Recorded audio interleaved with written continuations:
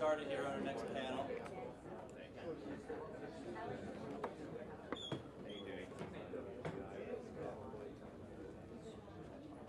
So this panel discussion is going to be on state incentive programs, and more specifically, what lessons we can learn from other states' programs. You know, here in New York, we more or less have a blank slate since we don't have a production-based incentive program in place, but many other states already do. And you know, like the laboratories of democracy that they're intended to be, we have an opportunity to learn from the other states, the mistakes that they've made and the good portions that they've had, in order to make New York's program as robust and rock solid as possible, so it can really drive additional development here in New York. So we're running a bit behind. I'm going to ask all of our panelists to, in their introductions, be fairly brief.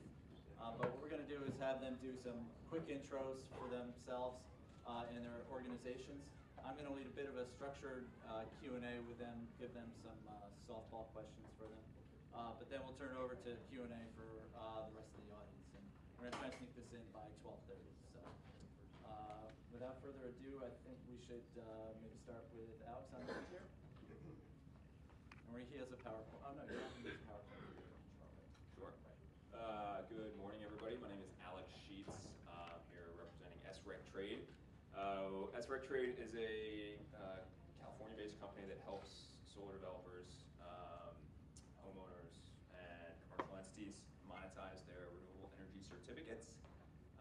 Prior to my work at SREC Trade, I was at a developer called SunEdison, and I managed their rec book. Very pleased to be with you guys today. I look forward to some hardball questions from the audience. Great. Hi, good morning. I'm Liz Cruzzaro. I'm privileged to work with Pete Jamarkey at Whiteman Osterman and Tanna, where I specialize in energy law, energy markets, and project development, and I'm looking forward to some tough questions. Good. Ron, why don't we let Richard go first, and then we can pop your PowerPoint up. Okay. Hi, my name is Richard Harris. My organization is VCAP, and we actually do debt financing and equity financing for a variety of systems: wind, solar, smart buildings, cogen. And I'm also looking forward to some questions. Probably I'd like to meet half of my panel, which I've just been introduced to. So. Should have had coffee. Well, I wasn't dressed until now. That would have made the panel more fun. I'm Sean Chapman. I'm Deputy Director of Government Affairs for Solar City. I focus on New Jersey and North, essentially. Solar City is a solar developer. We also do energy efficiency. We're a full-service clean energy provider. We're operating in about 11 states. Headquarters are in San Mateo. We have a couple of offices here in New York, over 40 New York employees, myself included, and look forward to it. Let's go ahead. Ron has PowerPoint he's going to do. Ron's here from the state of New Jersey, and he's going to give us a little quick intro to the New Jersey's program, which is, of course, critical to this discussion. So he's got some slides to do. Good morning, everybody. I'm Ron Reisman. I'm the Renewable Energy Program Manager for New Jersey's Clean Energy Program. I won't spend a lot of time talking about my own background. Number one, it's not terribly impressive. Number two, you can read about it in your packet.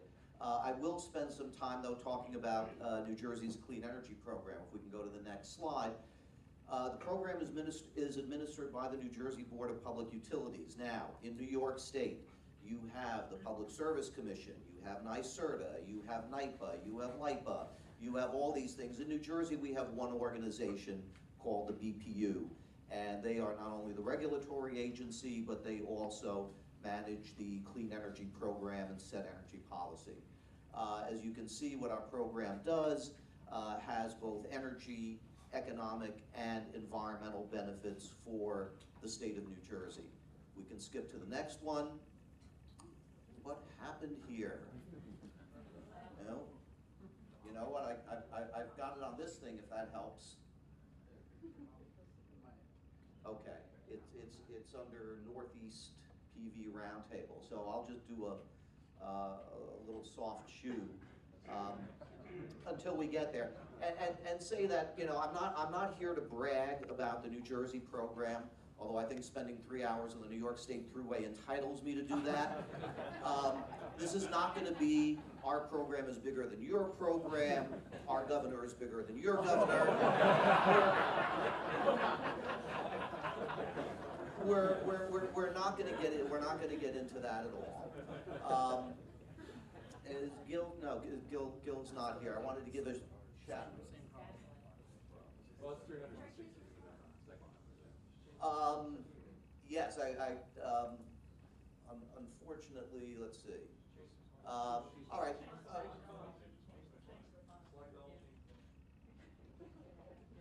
It may have been a bad font, but anyway, we currently have over 16,700 installations. There we go. Okay, I mean, this is a technology play. I always love going to technology conferences, and you got all these PhDs that can't figure out PowerPoint. Okay, so 16,700 installations as of the end of June. Numerically, the bulk of them are residential, but as you can see from the second bullet point, of the 831 megawatts that we have of capacity, almost 3/4 of it is non-residential. Actually, more than 3/4 is non-residential.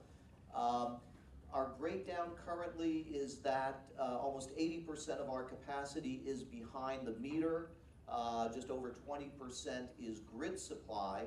But if you look at our pipeline, projects that have been submitted to us but not yet completed, that number shifts a little bit and is getting closer to the 50-50 range as we get some more of these large-scale grid supply projects into the system.